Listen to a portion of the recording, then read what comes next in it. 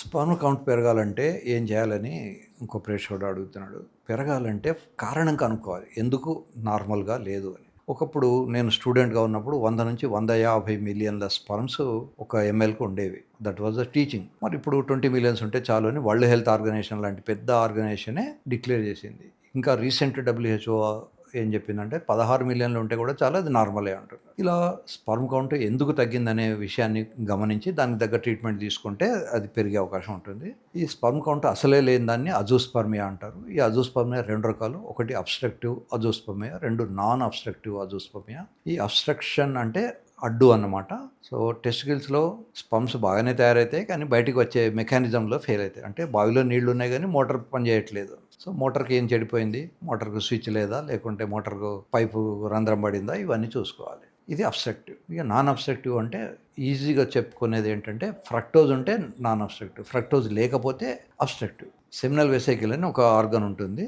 Testicle నుంచి తయారైన sperms seminal వెసికిల్‌కి వెళ్ళి అక్కడి నుంచి బయటకు వస్తాయి. కనుక సెమినల్ వెసికిల్‌లో ఫ్రక్టోజ్ తయారవుతుంది కనుక సెమెన్‌లో గనుక ఫ్రక్టోజ్ ఉంటే అది నాన్ అబ్స్ట్రక్టివ్. ఫ్రక్టోజ్ లేకపోతే అబ్స్ట్రక్టివ్. ఈ ఫ్రక్టోజ్‌కు రిసర్చనాల్ అనే ఒక టెస్ట్ ఉంటుంది. దాన్ని చేసినప్పుడు మనకు క్వాలిటేటివ్, క్వాంటిటేటివ్ అని అసలు ఎంత ఫ్రక్టోజ్ ఉంది అని కూడా తెలుసుకోవచ్చు. అంత అవసరం లేదు. క్వాలిటేటివ్ ఉందా లేదా అని తెలిస్తే సరిపోతుంది. ఈ స్పర్మ్ ప్రొడక్షన్‌కు చాలా కారణాలు ఉంటాయి. ఒకటేమో హార్మోను, రెండోది ప్రోటీన్ డెఫిషియన్సీ. సామాన్యంగా మన దేశంలో ప్రోటీన్ డెఫిషియన్సీతో స్పర్మ్ కౌంట్ పడిపోవాల్సినంత లో ప్రోటీన్ ఇంటేక్ చాలా తక్కువ ఉంటుంది. భగవంతుడు ఏంటంటే కొన్నిటికి ప్రోటీన్ లేకున్నా, కార్బోహైడ్రేట్ లేకున్నా, గ్లూకోజ్ లేకున్నా కొన్ని ఆర్గన్స్‌ను బాగా చూసుకుంటాడు ఆయన భగవంతుడు. అందులో బ్రెయిన్ ఒకటి, హార్ట్ ఒకటి, తర్వాత కిడ్నీలు, టెస్టికిల్స్. కనుక తిండి వల్ల పెద్దగా అనుకున్నంత బెనిఫిట్ ఏమీ రాదు స్పర్మ్ కౌంట్‌కు. ఎక్సర్సైజ్ చేసినప్పుడు ఇందాకనే మనం మాట్లాడినట్టు టెస్టోస్టెరాన్ అనే హార్మోన్ వస్తూ ఉంటుంది. మనిషికి మగవాళ్ళకి ఎప్పుడైతే పొట్ట పెరుగుతుంటుందో వాళ్ళకి ఎస్ట్రోజన్ అనే ఒక హార్మోన్, ఫీమేల్ హార్మోన్ పెరిగి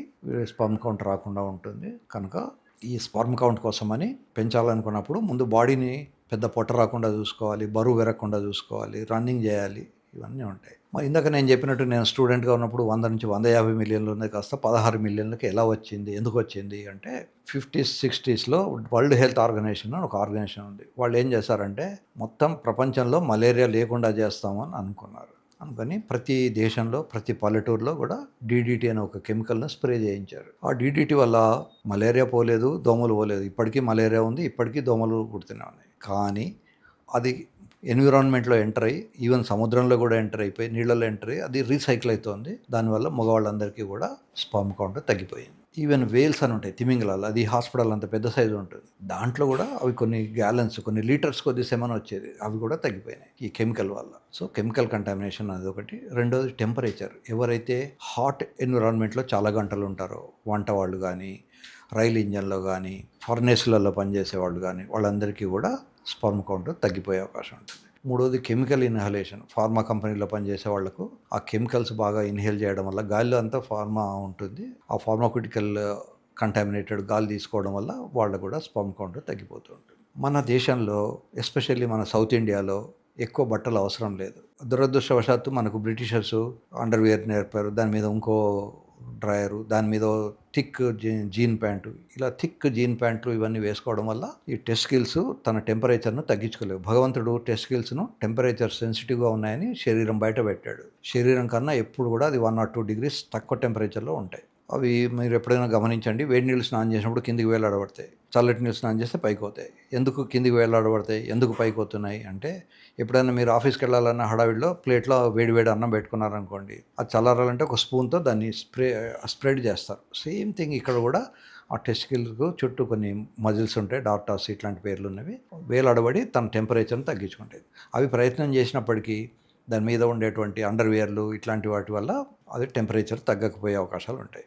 మన సౌత్ ఇండియాలో మనకు లూజ్గా ఉండే బట్టలు, లుంగీ కానీ, పైజామా కానీ వితౌట్ అండర్వేర్ వేసుకోవాలి. అది కూడా సాధ్యమైనంత వరకు కాటన్ వేసుకోవాలి. ఈ ప్లాస్టిక్‌వి, తర్వాత పాలిథిలిన్ అని, పాలిథీన్ అని ఇట్లాంటి కొన్ని కెమికల్స్‌తో తయారైనటువంటి గుడ్డలు కానీ వేసుకోకూడదు. ఇప్పుడు అమ్మాయిలు కూడా వాళ్ళు 24 గంటలు కనుక బ్రా వేసుకుంటే వాళ్ళకు కూడా బ్రెస్ట్ క్యాన్సర్ వచ్చే అవకాశం ఉంటుంది.